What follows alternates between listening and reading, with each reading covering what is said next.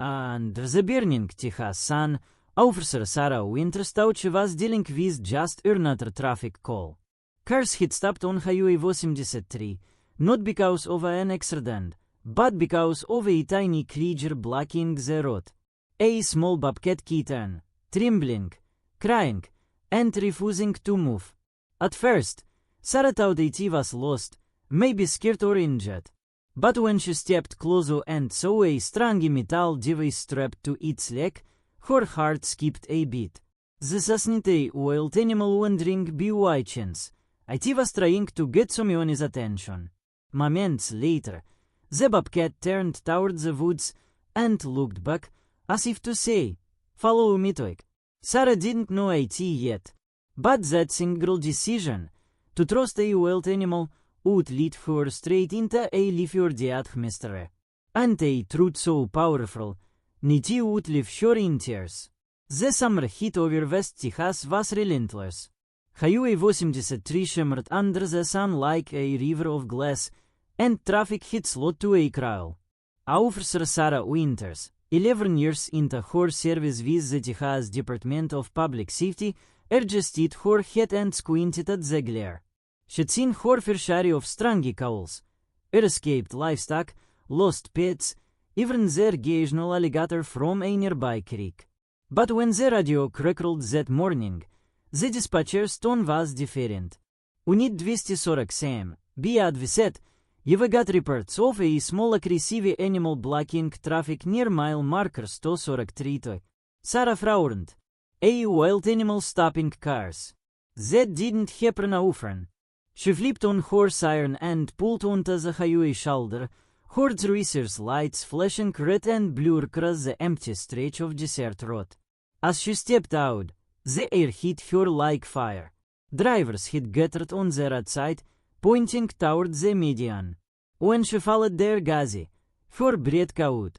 There, standing defiantly in the middle of the road, was a tiny bobcat kitten.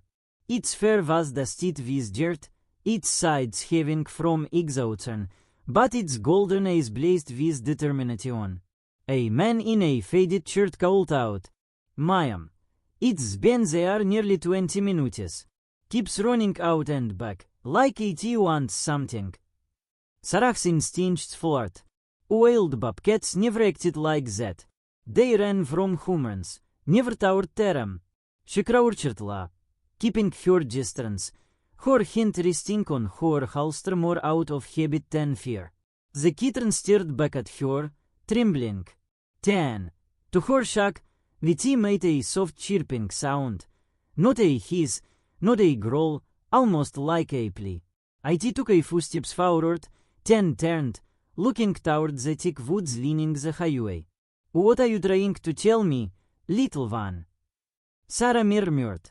As she studied it through her binoculars, something gleamed on its leg.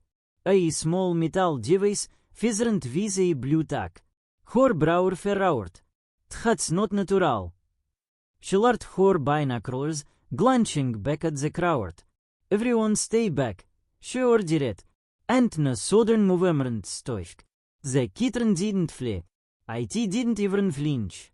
Instead, it let out another soft sound, then turned and trotted towards the trees, pausing once to look back at her. Sarah's pulse quickened.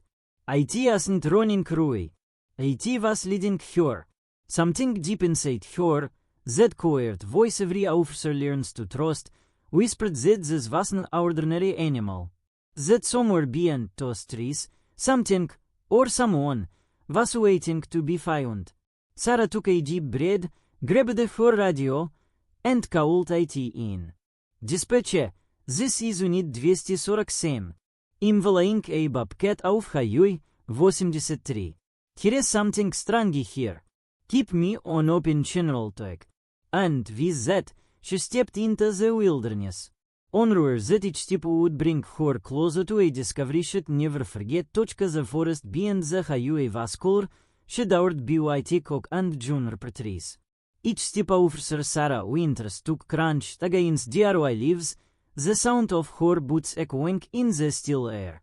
Ahead of her, the little bobcat moved with surprising purpose, not wild panic, not fear, but focus. IT would dart forward, stop, glance back, and chirp so swiftly as if checking that she was still flying. Sarah's instincts buzzed. Something isn't right. She raised her binoculars again, focusing on the strange metal object strapped to the bobcat's hind leg. It isn't a typical wildlife tracker.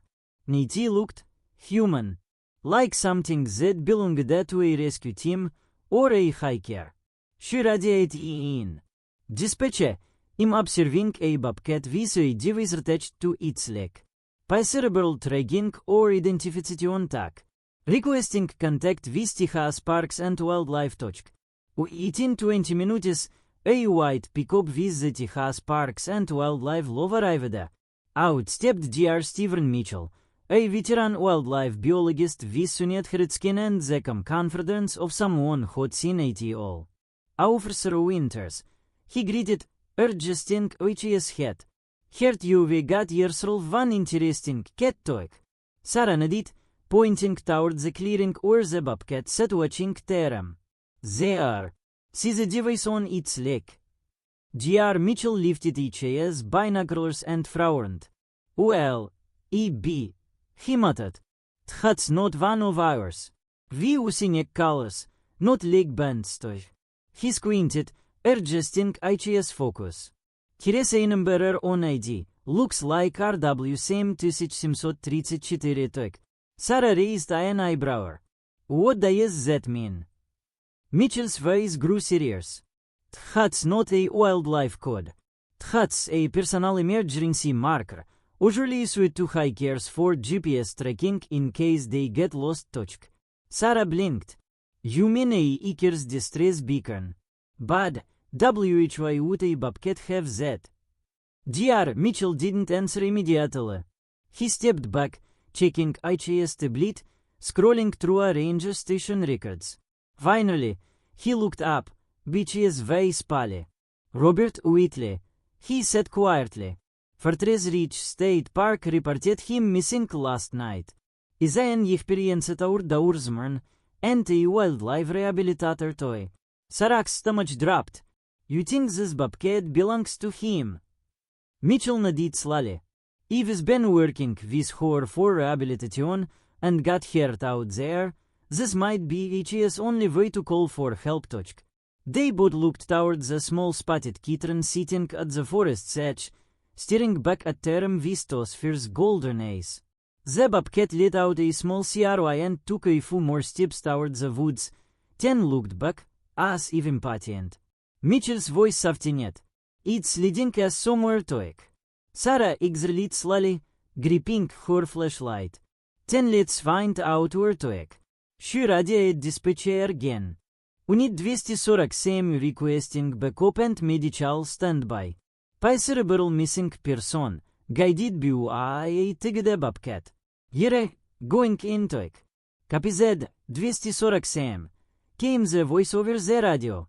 Rescue us on standby. ETA 30 minutes stoic. Sarah looked at the little bobcat. All right, lead the way, partner, she whispered. The kitten's ears twitched, and 1080 trotted ahead, deeper into the shadows of the Texas wilderness. And as Sarah followed, her gut told her this wasn't just a rescue mission. It was the beginning of something far bigger. A story no one would believe unless they saw it themselves. The forest was quiet, too quiet.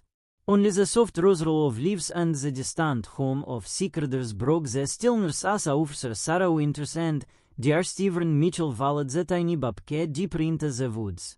The animal never strayed too far. It would trot ahead, stop, glance back, and make a small chirping noise, as if urging them to keep up. Sarah couldn't shake the feeling that she wasn't just following Katie. She was following a message. After nearly half a mile, the ground began to slope downward. Stephen knelt and brushed aside the leaves, revealing something that made his breath catch. Fresh boot prints. Men's hiking boots, he said quietly, tracing the impression with his fingers. Recent, maybe a day old twig.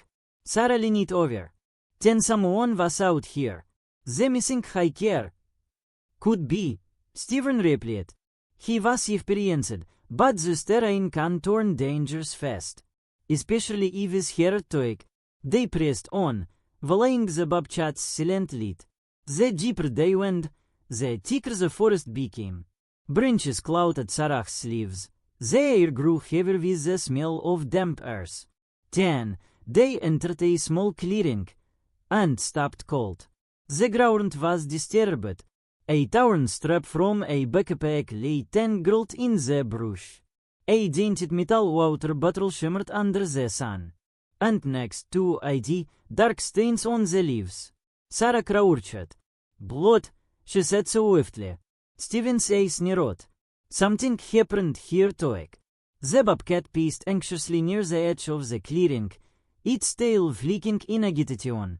Then it gave a soft CRY, the same disparity sound it had made back on the highway, and pointed toward the far side of the clearing. Sarah followed its gaze, and saw it. A drop of, hidden behind overgrown brush. A steep ravine, 30 feet deep, with a thin stream glinting at the bottom. The bobcat stood at the edge, looking down, then turned back toward Taram, mirroring insistently. Sarah's pulse quickened. You don't think? Steven moved closer and peered over the edge. At first, all he saw were rocks and shadows, and then each eyes widened. Down there, he shouted. Here is someone. A human figure lay half-buried beneath a fallen tree trunk, barely visible through the foliage. Sarah's heart leaped. Robert Whitley, she yelled, her voice echoing off the ravine walls. A faint movement. An arm lifted weakly, a sign of life. Is alive, Sarah whispered, grabbing her radio. Dispatcher, this is Unit 247. You've located the missing hiker. Approximately 1 mile east of Highway 83, near the ravine. Subject is alive but injured, requesting immediate evac. Copy Z 247. Rescue team en route. EEDA 45 minutes toek. Sarah clipped the radio to her belt, scanning the drop. The T was steep but climbable. I'm going down, she said firmly. Steven grabbed the HS medpack. You need a hint. Let's move, Toek. They began their descent carefully, using the trees for support. The bobcat, impossibly agile, leaped from rock to rock, beating Taram to the bottom. When they reached the injured man, Sarah's breath caught. Robert Italy's face was pale and streaked with dirt, which his right leg pinned under the heavy tree. He looked weak, dehydrated, but alive. And beside him, the tiny bobcat pressed close, rubbing its head gently against each's arm. A faint smile tugged at Robert's cricket lips. Nava, he whispered hoarsely. Good girl, Toek. Sarah's eyes widened. Nava. Robert nodded weakly. She found you, didn't she? Sarah looked at the little bobcat, who was now lying beside him protectively. I think it all made sense now. The animal wasn't lost. She was leading Taram home. Robert's voice trembled. I trained her. Rehab program. Storm knocked down a tree, trapped a leg. Told reach my beacon. So I, attached it to her harness, told her, find help touch. Sarah swallowed hard, glancing at Steven, who was already working to stabilize Robert's leg. You trained a bobcat to find help, she whispered. Robert smiled faintly. Didn't train her, just trusted her to act. And as Nava caroled against each's side, Sarah realized that trust, pure and instinctive, was what had brought Taram here.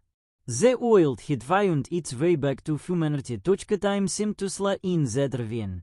The sound of the stream trickling nearby mixed with the short, ragged breaths of Robert Whitley, trapped under the fallen tree.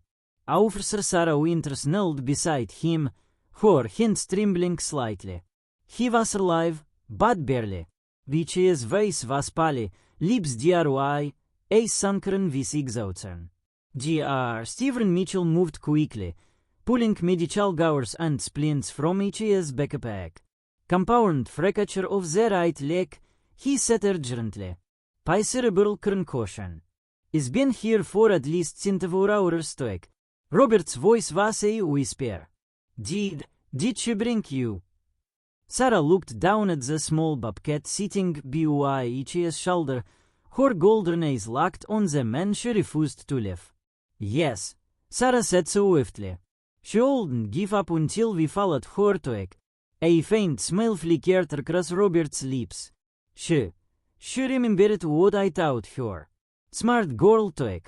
Nava, the little bobcat, chirped swiftly, rubbing her face against each's arm. It isn't wild aggression. It was affection, devotion. Sarah's throat tightened. She saved you alive, Robert. She really did toek. He nodded weakly. When the storm hit, lightning struck a tree near our camp. She panicked and ran. I went after her, and that's when this one fell toek. He gestured weakly at the heavy log crushing Ichi's leg. I tried to reach my emergency beacon, but it was just out of reach. I only had one chance, so I attached it to her harness and told her to go to. Dr. Mitchell looked at him in disbelief. You trusted a bobcat to find help. Robert let out a weakly. Didn't trust her. I believed in her toek. He winced in pain as Stephen tightened the splint, then reached up to stroke the bobcat's head. She was born in captivity, raised around people before I got her. I was teaching her to survive on her own, to know when to seek humans for safety. Guess she passed the test toek. Sarah blinked back tears. She did more than pass.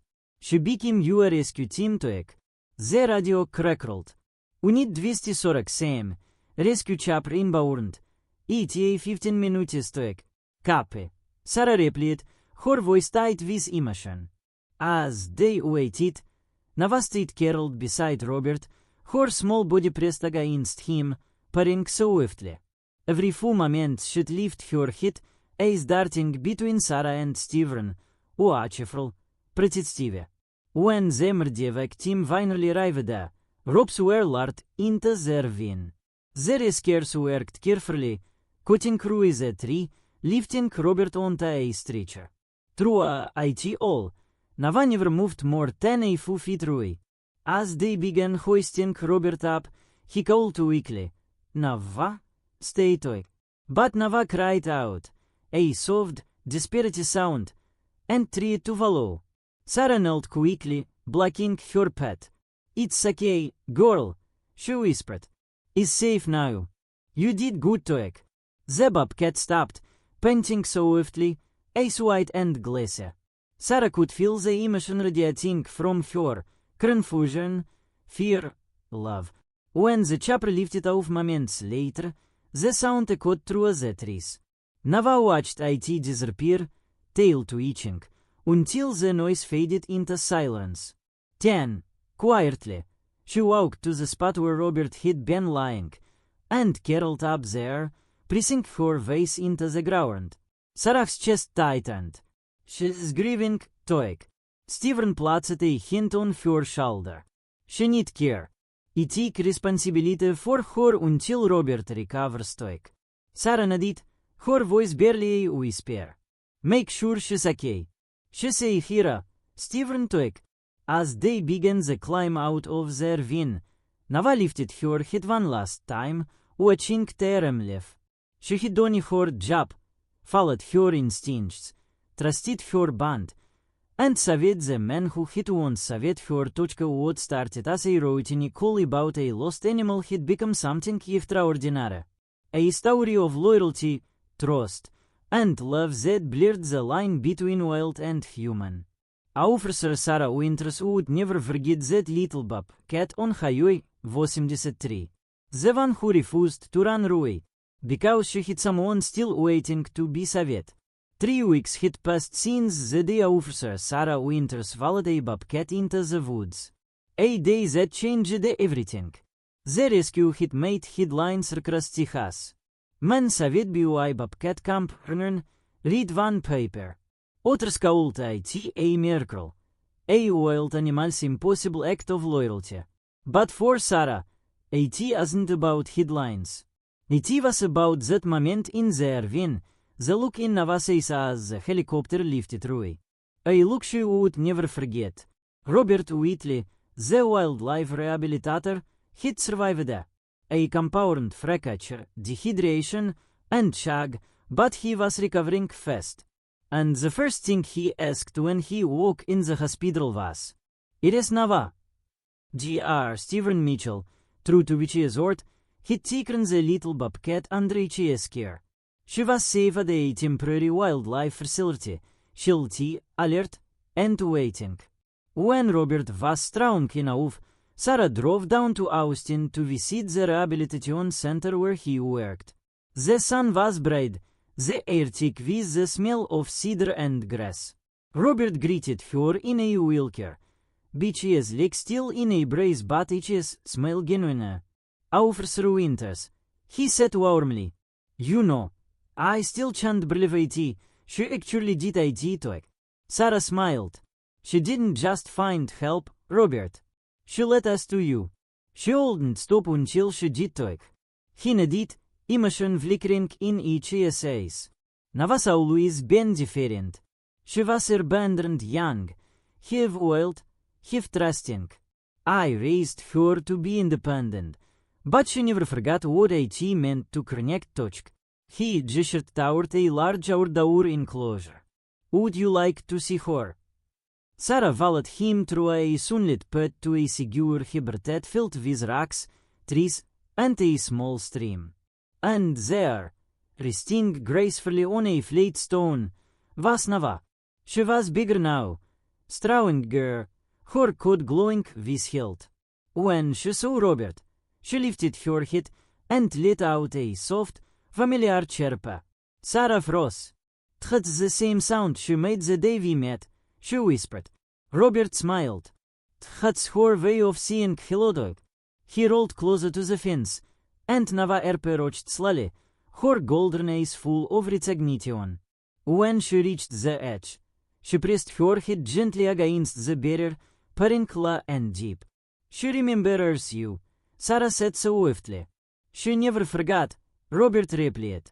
"That bond, it's not something you can teach.